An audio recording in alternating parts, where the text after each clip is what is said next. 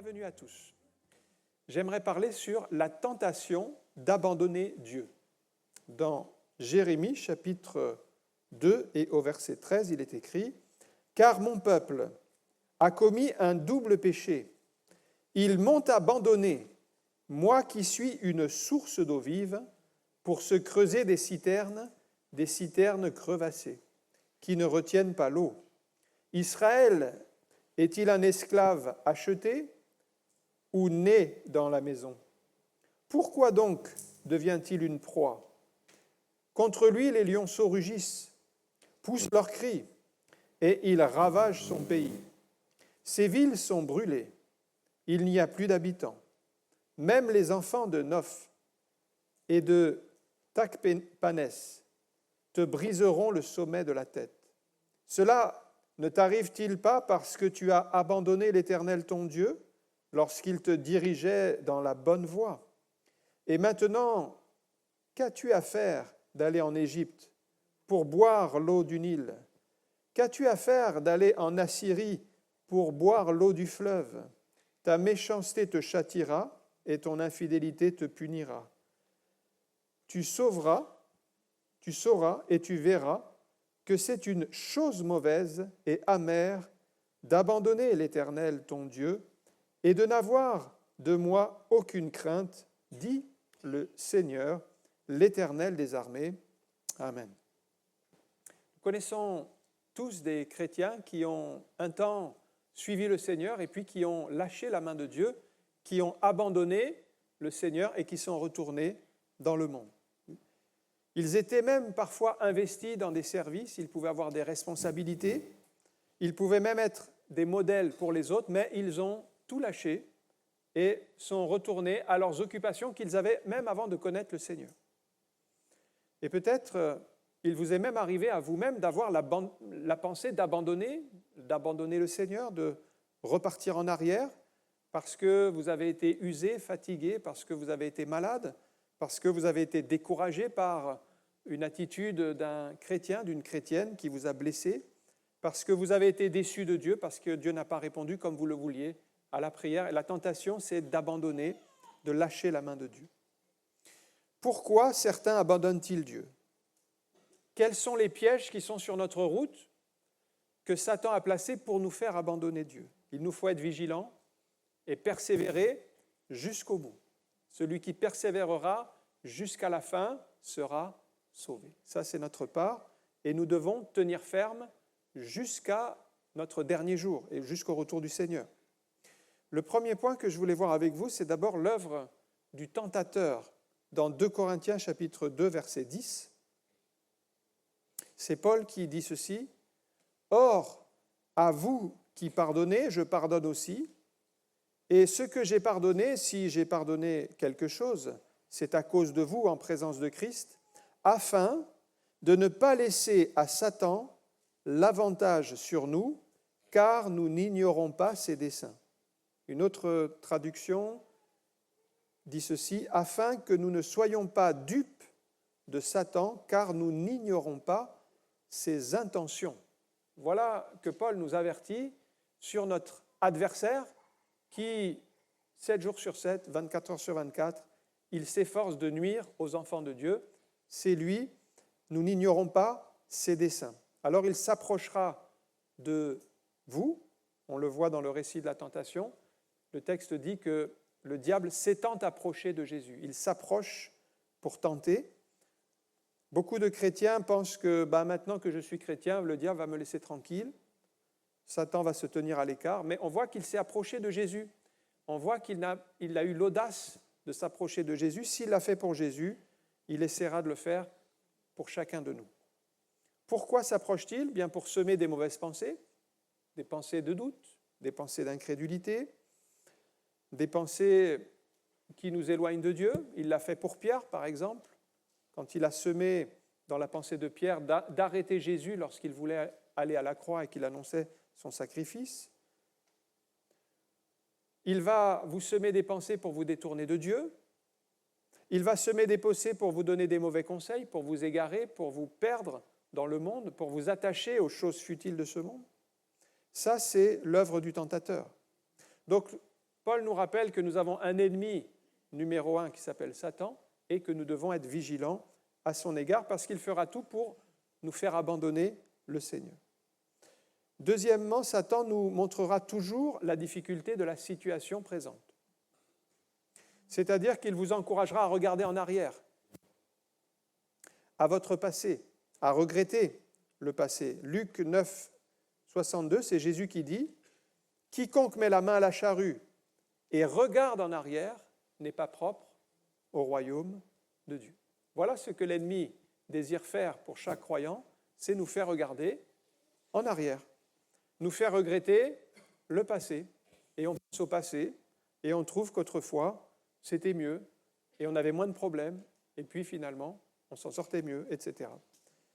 Alors, regarder dans le passé, ça peut être utile pour en tirer des leçons, mais il ne faut pas regarder dans le passé pour regretter notre marche avec le Seigneur. On a besoin quelquefois, quand on conduit la voiture, de regarder dans le rétroviseur pour voir qu'est-ce qui se passe derrière, mais il ne faut pas conduire en regardant tout le temps dans le rétroviseur, sinon on va prendre tous les murs. Et lorsque le peuple d'Israël a quitté l'Égypte, il a regardé dans le passé. Il a regretté les moments où il était en Égypte. Il a regretté les poissons. Il dit à Moïse, mais quand nous étions en Égypte, nous avions des poissons, nous avions des concombres, nous avions des melons, nous avions des poireaux, et puis des oignons, de quoi faire une belle soupe. Ça, c'était le passé. Mais aujourd'hui, ils voient le désert, ils voient la manne, toujours la manne, ils regrettent ce qu'ils ont connu en Égypte. Mais qu'est-ce qu'ils étaient en Égypte? Ils étaient des esclaves. Ils regrettent le passé, ils regrettent certains éléments matériels, mais ils oublient qu'ils étaient sous le joug de Pharaon. Et ils devaient construire des pyramides, ils devaient travailler comme des esclaves. Il ne faut pas oublier qu'on était sous le joug de l'adversaire. Il ne faut pas juste regarder, comme le peuple, les avantages qu'ils ont connus un temps. Ils ont oublié vite les souffrances. Mais il vaut mieux une situation difficile avec Dieu qu'une situation d'abondance sans Dieu. Parce que si vous êtes avec Dieu, vous avez tout, frères et sœurs. Mais si vous n'avez pas Dieu dans votre vie, même si vous avez les concombres, vous avez les melons, vous avez les poissons, vous avez les poireaux, vous avez les oignons, de quoi faire une bonne soupe. Mais si vous n'avez pas Dieu dans votre vie, tout cela, c'est vanité. Ça ne comblera pas votre cœur. Un autre élément, c'est que Satan vous laissera toujours entrevoir un avenir meilleur en dehors du chemin de Dieu. Il l'a fait avec Ève et Adam lors de la tentation, en montrant à Ève, mais si vous prenez du fruit, vous serez comme des dieux. Il fait croire à Ève un avenir meilleur, alors que Dieu l'a défendu. Lorsque le tentateur s'approche de Jésus, pareil, il lui fait croire un avenir meilleur en disant « Si tu te prosternes et si tu m'adores, je te donnerai toutes ces choses, c'est-à-dire les richesses et les biens de ce monde. » Mais le diable, il ne donne jamais contre rien, il y a une contrepartie. Jésus n'a pas voulu faire cette alliance. Le diable est un menteur. Il est père du mensonge. Il peut vous promettre des biens matériels, des places, des positions, mais la contrepartie est là. Vous vous engagez, vous vous liez. C'est pourquoi Jésus l'a rejeté dans Matthieu chapitre 4, verset 10, et c'est ce que nous devons faire quand il vient nous tenter par ses biens matériels, ses sollicitations ou ses places qui ne sont pas dans la volonté de Dieu. Jésus lui dit, « Retire-toi, Satan, car il est écrit, tu adoreras le Seigneur ton Dieu et tu le serviras lui seul. » Ça, c'est la position de l'enfant de Dieu. Nous ne faisons pas de compromis. Les promesses du diable, elles sont mensonges. Nous croyons la parole de Dieu et donc nous disons comme Jésus, « Retire-toi, Satan. » Ce sont des pensées vaines, des pensées humaines, des pensées du monde. Un autre point, c'est que Satan vous dévalorisera toujours. Il vous montrera que vous n'en valez pas la peine, que personne ne s'intéresse à vous, que Dieu même ne répond pas à vos prières, qu'il ne s'occupe pas de vous, et vous feriez mieux d'abandonner. Il montrera toutes les raisons valables pour lesquelles vous êtes misérable et incapable. Et il arrive même à faire croire à certains qu'ils n'ont pas de valeur. Vous n'avez pas de valeur. Que la vie même n'en vaut pas la peine et que si vous mouriez, vous seriez plus en paix. Tout ça, ce sont des mensonges. Parce que si vous lisez la parole de Dieu, dans Matthieu chapitre 6, verset 26, regardez ce que Jésus dit par rapport à notre valeur. Jésus nous invite à regarder les oiseaux. Alors les oiseaux, on pourrait dire les animaux. Regardez les oiseaux du ciel. Ils ne sèment ni ne moissonnent et ils n'amassent rien dans des greniers, et votre Père céleste les nourrit. Et regardez la fin, ne valez-vous pas beaucoup plus qu'eux? Alors on peut dire ce matin que nous valons déjà beaucoup plus que tous les animaux de la terre. Parce que les scientifiques ont voulu réduire l'homme à un animal évolué, mais Jésus dit non, au contraire. Vous n'êtes pas dans la rangée des animaux, vous êtes au-dessus, vous valez beaucoup plus que ça. C'est la valeur de l'être humain, c'est notre valeur que nous avons en tant qu'être humain, nous valons beaucoup plus. Et ça, ce n'est pas le message que le monde véhicule. Ça, c'est le message de la parole de Dieu. Et nous croyons que nous avons de la valeur aux yeux de Dieu. C'est pourquoi Dieu a envoyé Jésus, son Fils, afin de mourir à la croix pour nous racheter. Il ne l'a pas fait pour les animaux, il ne l'a pas fait pour le reste de la création, il ne l'a même pas fait pour les anges. Il l'a fait pour les êtres humains parce que nous avons une grande valeur à ses yeux. Donc, rappelons-nous, quand des pensées de dévalorisation viennent nous assaillir, tu ne vaux rien, tu n'en vaux pas la peine, tu ne t'en sortiras pas. Tout ça, c'est des mensonges. Et rappelons-nous les paroles de Jésus, tu as de la valeur, tu vaux plus que tout le reste de la création parce que Dieu a un plan particulier pour ta vie. Rappelons-nous ces bonnes paroles qui nous rappellent ce que nous valons aux yeux de Dieu. Un deuxième point maintenant, c'est qu'est-ce que les croyants vont abandonner? Qu'est-ce qu'ils peuvent abandonner? Je reviens au texte de Jérémie qu'on a lu au début, chapitre 2, et le verset 13. « Car mon peuple a commis un double péché, ils m'ont abandonné, moi qui suis une source d'eau vive, pour se creuser des citernes crevassées qui ne retiennent pas l'eau. » Alors Dieu déjà remarque ici que son peuple a commis un double péché, deux fautes. La première, abandonner Dieu. La deuxième, se creuser des citernes crevassées.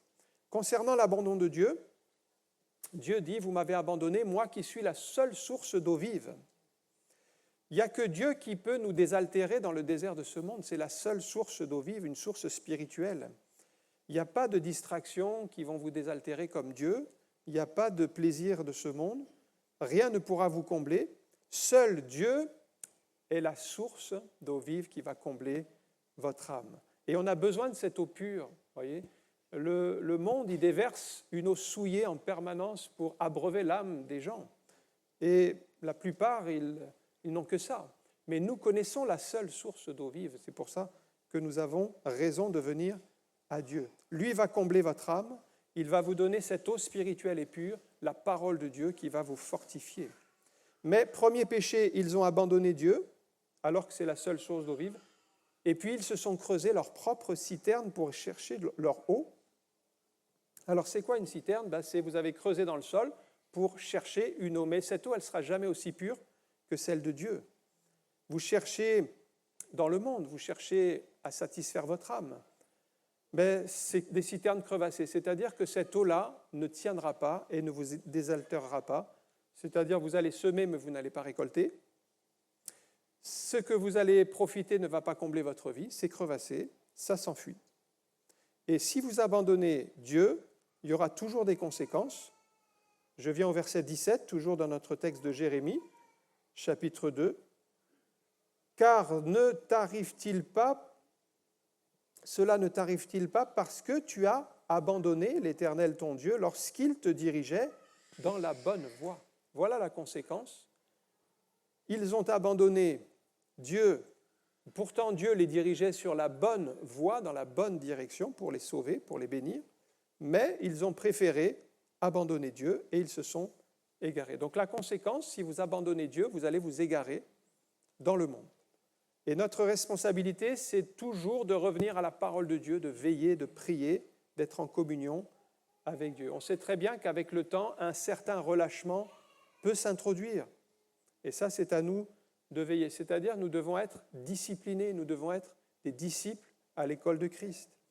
C'est arrivé à des croyants avant nous. Vous voyez l'église d'Éphèse qui est mentionnée dans les 7 églises de l'Apocalypse. Jésus mentionne certaines de ses qualités, mais il dit « Ce que j'ai contre toi, c'est que tu as abandonné ton premier amour. » Ils avaient pris de la distance avec leur ferveur, leur foi en Dieu.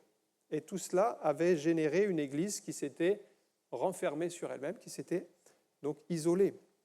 Alors on vient de moins en moins souvent, on a abandonné le premier amour, alors on refroidit spirituellement, la crainte de Dieu disparaît progressivement, on n'aime plus trop la communion avec les frères et sœurs. Ça, c'est que on a abandonné le premier amour. Et c'est pour ça que Jésus demande à cette église de se réveiller et de ne pas laisser le sommeil de la mort l'éloigner et la faire périr. Ensuite, après l'abandon de Dieu, qui est un piège, c'est l'abandon de Jésus dans Matthieu chapitre 26, verset 56. C'est arrivé aux disciples.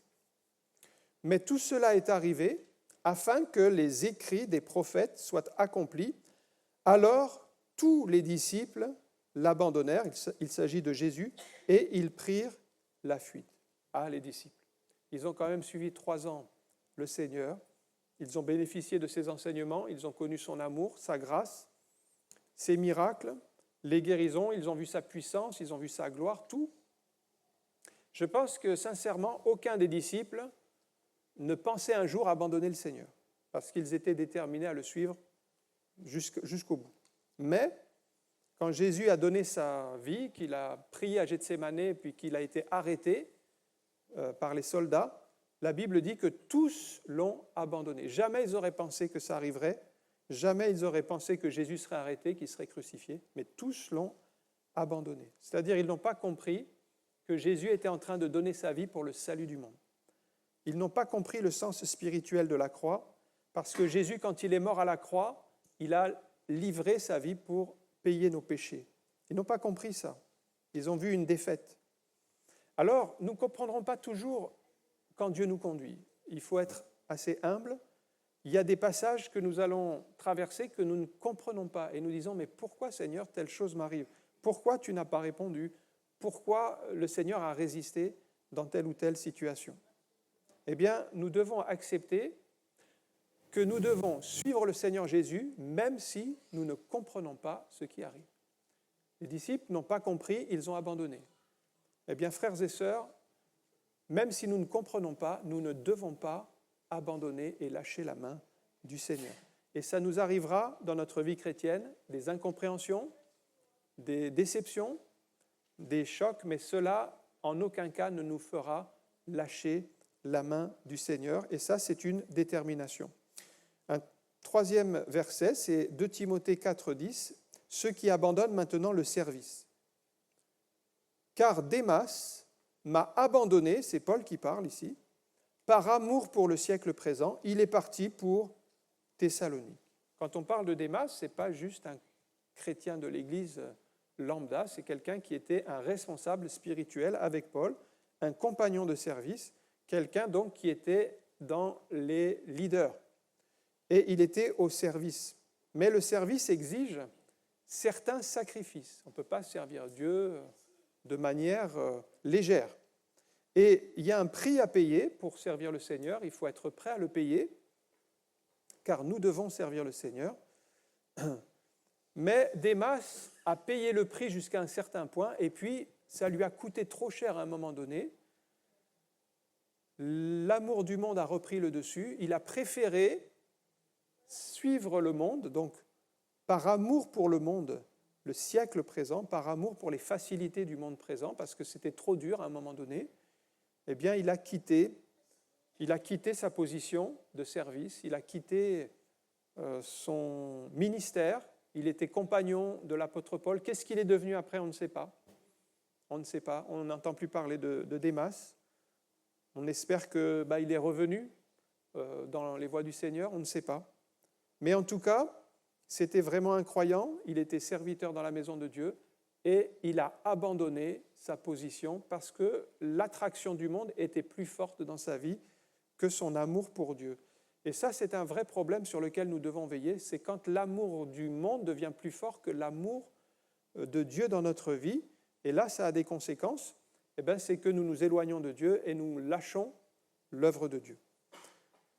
Peut-être avait-il la peur de certaines persécutions, peut-être craignait-il qu'en suivant l'apôtre Paul, il lui aurait des problèmes, je ne sais pas, mais en tout cas, il a lâché son service.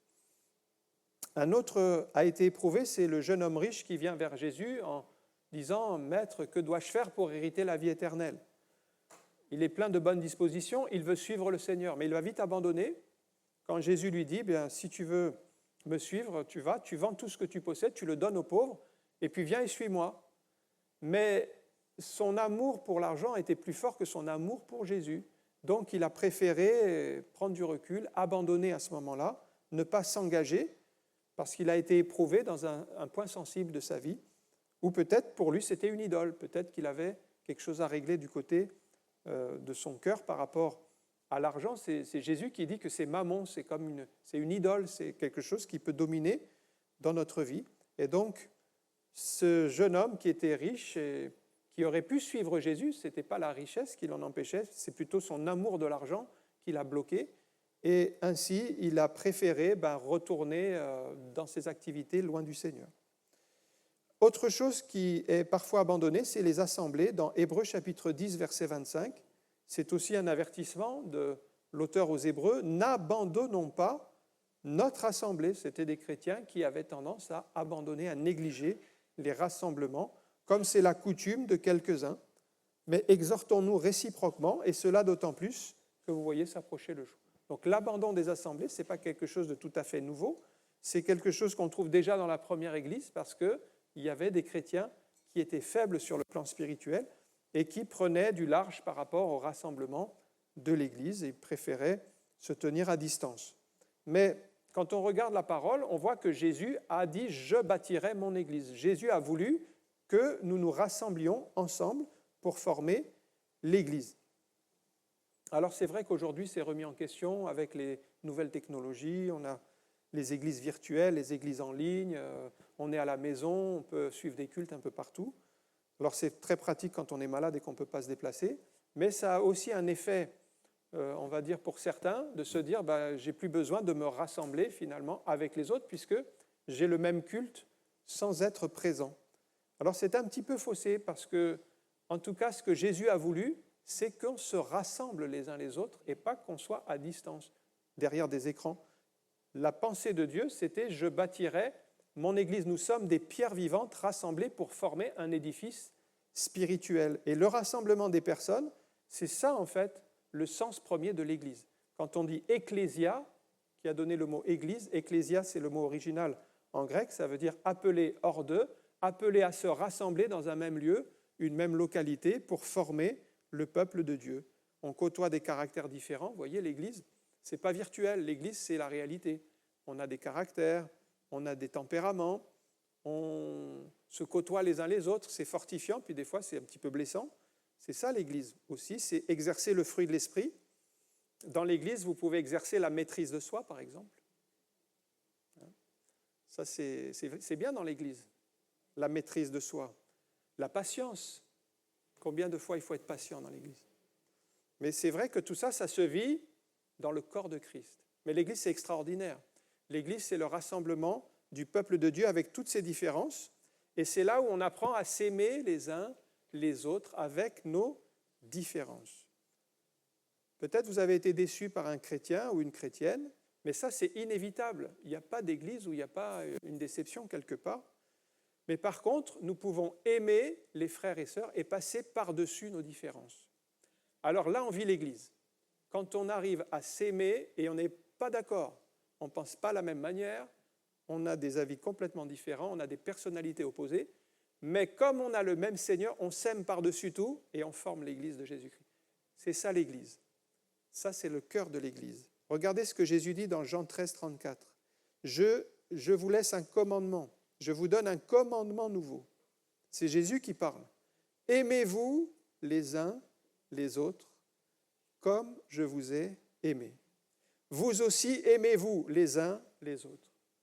Si on arrive à mettre en pratique ce verset, on va passer par-dessus un grand nombre de difficultés. Mais si on n'est pas rempli de l'amour du Seigneur, comment voulez-vous vivre l'Église? Ce ne sera pas possible.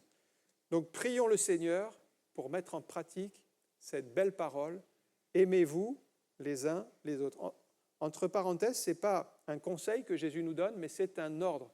Il parle d'un commandement. Donc je dois aimer mon frère, je dois aimer ma sœur, oui, même si elle est différente, il est différent, il ne pense pas comme moi, ce n'est pas grave. On va s'aimer les uns les autres parce que c'est la volonté de Dieu. Et ça, c'est la maturité spirituelle. Quand on est bébé spirituel, on dit « Ah, j'aime pas, je m'en vais ». Ça, c'est bébé spirituel. Mais quand on est mature, on dit « Je ne suis pas d'accord, mais on va travailler ensemble, on va avancer ensemble pour l'œuvre de Dieu ». Et c'est ça, les frères et sœurs, s'aimer les frères et sœurs, c'est aimer les frères et sœurs que Dieu nous a donnés. Nous sommes des frères et sœurs en Christ. Jésus dit « Vous devez les aimer comme je vous ai aimés ». Comment est-ce que Jésus nous a aimés ? D'un amour inconditionnel, on ne le méritait pas et on n'était pas aimable. Donc, nous devons aimer nos frères, nos sœurs de la même manière que Jésus nous a aimés. Donc, le défi est très élevé et il nous faut prier le Seigneur d'être remplis de son amour. C'est comme ça qu'on vit l'Église. Un autre élément, c'est la foi qu'on peut abandonner dans 1 Timothée chapitre 4, verset 1. Mais l'Esprit dit expressément que dans les derniers temps, quelques-uns abandonneront la foi pour s'attacher à des esprits séducteurs, à des doctrines de démons. La foi, ici, c'est comme un feu qui s'entretient, qu'on doit toujours entretenir dans notre cœur. Et si on ne veille pas, la foi diminue. Quand la foi baisse, on peut abandonner la foi. Et Paul dit ailleurs que certains ont même fait naufrage par rapport à la foi. Donc s'ils ont abandonné la foi, quelques-uns ont abandonné la foi, c'est qu'à un moment donné, ils avaient la foi, mais ils l'ont délaissée. Et certains, même, on a vu cela, ils avaient tellement la foi, ils ont parlé du Seigneur, ils ont amené des personnes à l'Église. Ces personnes se sont converties et elles ont marché avec Dieu, mais ceux même qui les avaient amenés, ils ont lâché la main du Seigneur et sont retournés loin de Dieu. Pourquoi ? Parce qu'ils ont abandonné la foi. Alors que ceux qu'ils avaient ramenés, comme ils ont entretenu la foi, ils sont toujours là. Ils sont toujours fidèles. Ils marchent dans les voies de Dieu. Vous voyez, la seule différence, c'est est-ce qu'on va entretenir la foi ou pas ? C'est ça qui va faire qu'on va durer dans la vie chrétienne. Le problème, c'est si vous abandonnez la foi, le texte dit, quelques-uns abandonneront la foi, qu'est-ce qui va se passer ? Si vous abandonnez la foi, vous allez vous attacher à d'autres doctrines. Et ces doctrines sont mauvaises. Ce sont des doctrines même de démons, il dit dans la parole de Dieu. Ce sont des mauvaises doctrines parce que derrière l'athéisme, derrière toutes ces doctrines qui disent que Dieu n'existe pas, que ça ne sert à rien de croire, que tout le monde est venu par hasard, eh bien, il y a des esprits séducteurs qui encouragent les gens à ne croire en rien, à ne pas croire en Dieu et à ne pas se confier en Dieu. Mais 1 Jean 5, 19 dit ceci, « Nous savons que nous sommes de Dieu et que le monde entier est sous la puissance du mal. » Il y a des esprits séducteurs, ils encouragent l'athéisme, ils encouragent la rébellion, mais nous sommes de Dieu. Nous avons la foi et nous devons l'entretenir parce que le monde ne fera rien pour entretenir cette foi. Donc quand vous affirmez que Dieu n'existe pas, en fait, vous discutez avec un athée, il va vous dire Dieu n'existe pas. Mais quand il vous dit Dieu n'existe pas, c'est une croyance. Pourquoi c'est une croyance ? Parce qu'il ne sera pas capable de prouver que Dieu n'existe pas. De même que nous, on ne peut pas prouver que Dieu existe. Un athée ne peut pas prouver que Dieu n'existe pas. C'est une question de croyance. Nous croyons que Dieu existe. Nous le croyons, nous le ressentons, nous le vivons. Pour nous, c'est réel. Mais pour un athée, lui, il croit avec sa croyance à lui que Dieu n'existe pas. Mais c'est une forme de foi à l'envers. C'est une croyance renversée. Donc, il croit dans le mauvais sens. Et en fait, quand on abandonne la foi, on va se retrouver dans une fausse croyance, une croyance inversée, comme ces non-croyants qui ne croient pas dans l'existence de Dieu. Nous sommes dans le combat de la foi. C'est pour ça que nous devons nous attacher à la vraie parole, à la foi. Et on a un exemple d'Étienne dans la parole dont il est dit qu'il était plein de foi et d'Esprit Saint. Voilà ce que nous devons être, frères et sœurs, des chrétiens remplis de foi et d'Esprit Saint. Maintenant, un troisième point, c'est les raisons de l'abandon de Dieu. Une première raison, c'est d'abord les épreuves de la vie. Dans Luc chapitre 8, verset 13, c'est Jésus qui parle. Ceux qui sont sur le roc, ce sont ceux qui, lorsqu'ils entendent la parole, la reçoivent avec joie, mais ils n'ont point de racines. Ils croient pour un temps et ils succombent au moment de la tentation. Les autres évangiles parlent de tribulation, de persécution. Alors nous serons éprouvés aussi dans notre engagement avec Dieu. Si vous avez reçu la parole, c'est très bien parce que c'est déjà le processus de la vie qui a commencé, gloire à Dieu. C'est la première étape. Mais regardez ce que Jésus dit. Il ne suffit pas de recevoir la parole, en fait. Il faut des racines. Ces racines-là, ça va vous donner la solidité spirituelle. Si vous avez juste reçu la parole, mais vous n'avez pas travaillé les racines, Jésus dit, ils vont croire pour un temps, et puis ils vont succomber lors de l'épreuve. Mais si vous avez développé les bonnes racines, c'est-à-dire vous êtes fondé en Christ, vous avez creusé dans la parole, vous êtes attaché au Seigneur, vous n'abandonnerez pas quand viendront les tribulations. Ça, c'est un avertissement pour développer des racines spirituelles. Autre raison de l'abandon, la deuxième raison, c'est les échecs. Nous voulons bien faire, mais nous rencontrons tous des échecs. Et ça, c'est une raison d'être découragé et d'abandonner. On a l'exemple de ce père qui vient vers Jésus pour son fils. Alors, fils qui était animé d'un esprit de suicide, tantôt il se jetait dans le feu, tantôt il se jetait dans l'eau pour le faire périr. Et ce père a ramené cet enfant aux disciples pour qu'ils prient pour lui, mais les disciples n'ont pas pu délivrer cet enfant et Jésus a prié et a chassé l'esprit qui animait cet enfant et cet enfant a été guéri, libéré. Donc les disciples avaient rencontré un échec. Et quand on a un échec, on est tenté d'abandonner. Mais le père n'a pas abandonné, il est allé voir Jésus et il cherchait toujours à ce que son fils soit délivré. Donc même si nous rencontrons des échecs, on a essayé une fois, 2 fois, 3 fois, même si ça n'a pas marché, il faut persévérer, en tout cas dans les voies de Dieu. Pourquoi ? Parce que Jésus dit, il y avait une raison, c'est à cause de votre incrédulité et à cause que cet esprit-là ne sort que par le jeûne et la prière. Donc à force d'insister, on trouve les moyens d'en sortir. Vous voyez, quand un bébé apprend à marcher, il fait ses premiers pas, il va faire beaucoup de chutes au début. Mais on ne va pas le condamner parce qu'il a trébuché. On va le relever et il va faire encore un pas. Et au bout d'un moment, il va faire, c'est pas tout seul. Mais combien de chutes on a fait avant de pouvoir marcher ? Ça, c'est les échecs. Donc les échecs, on en aura plein, mais on peut se relever et on peut apprendre à marcher comme un bébé finit par y arriver. Si les parents décourageaient ce bébé, s'ils l'empêchaient de marcher, à ce moment-là, ce petit bébé, il serait découragé, il n'essaierait plus. Mais les parents vont tout faire pour l'encourager, pour qu'il puisse marcher. Alors nous devons comprendre que ces échecs ne sont pas la fin de toute chose, mais c'est un tremplin pour nous permettre d'avancer. Et puis une troisième raison de l'abandon de Dieu, c'est l'impression que Dieu ne répond pas, parce qu'on a prié et puis on n'a pas reçu la réponse, en tout cas la réponse attendue. On a envie d'abandonner parce que Dieu n'a pas exaucé comme on voulait nos prières, mais peut-être que nos prières n'étaient pas tout à fait conformes à sa volonté non plus. Dieu exauce les prières inspirées. Et si Dieu ne répond pas immédiatement, c'est possible aussi que Dieu réponde dans un temps différé. On a prié, on ne voit rien, et puis, à un moment donné, Dieu répond, mais quand il le veut. Ça, c'est apprendre à attendre dans la patience et dans la foi. C'est vrai que la patience, ce n'est pas notre qualité première, parce qu'aujourd'hui, on est tellement habitué à ce que tout aille très vite, avec les courriels Internet, à l'autre bout du monde, on reçoit tout de suite un message, enfin, tout va très vite tous les jours, tout le temps.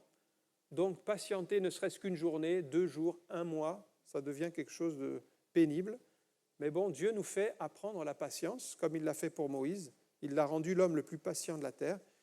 Si Dieu n'a pas répondu, ça ne veut pas dire qu'il ne va pas répondre, ça veut dire qu'il faut continuer à rester dans la foi jusqu'à ce qu'il étende sa main et qu'il réponde. Ça, c'est notre patience éprouvée.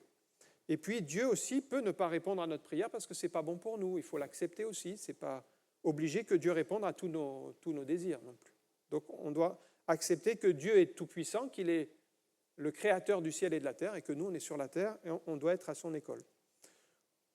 En conclusion, on voit que la tentation de l'abandon de Dieu, elle existe. et nous devons être vigilants pour ne pas tomber dans ces pièges. Le tentateur, en tout cas, lui, il agit, on l'a vu, il s'approche, il désire nous faire lâcher la main du Seigneur, lâcher le service, retourner dans le monde, s'éloigner de Dieu. Nous devons persévérer. Et puis, nous devons rejeter fermement toute idée d'abandon de Dieu, être de ceux qui tiennent jusqu'au bout, qui persévèrent jusqu'à la fin dans la prière, dans l'enseignement des apôtres, dans la foi, dans l'amour fraternel. Tout cela, c'est notre part. Voilà les enseignements pour nous garder de cette tentation de l'abandon, que Dieu nous garde dans sa main puissante. On va prier un instant. Merci encore pour ta présence, merci pour ta parole qui est pleine de bons conseils pour nous garder vigilants dans la voie qui mène au ciel, dans cette voie que tu as tracée pour nous, cette voie dans laquelle tu nous as attirés. Et nous voulons te bénir pour le si grand salut que tu as apporté dans nos vies, pour nos frères, nos sœurs que tu as mis autour de nous. Merci pour l'œuvre de Dieu, Seigneur. Nous te prions de garder chacun, de nous garder dans la foi, de ne pas permettre que quelqu'un abandonne la voie de Dieu, que quelqu'un se détourne du Saint Commandement, que quelqu'un s'égare par amour pour le monde présent comme Démas, mais que nous soyons tous vigilants les uns sur les autres, nous aimant les uns les autres, partageant la foi ensemble, notre amour pour le Seigneur. Je te prie d'encourager celui ou celle qui a été déçu, qui a été blessé, afin que ça ne soit pas une source d'abandon, mais qu'au contraire, il y ait vraiment toujours un retour à ta présence. Nous voulons toujours te mettre à la première place. Seigneur, oui, sois le centre de nos vies, dirige toutes choses dans nos vies, et que toute la gloire te revienne dans le nom de Jésus. Amen. Que le Seigneur vous bénisse.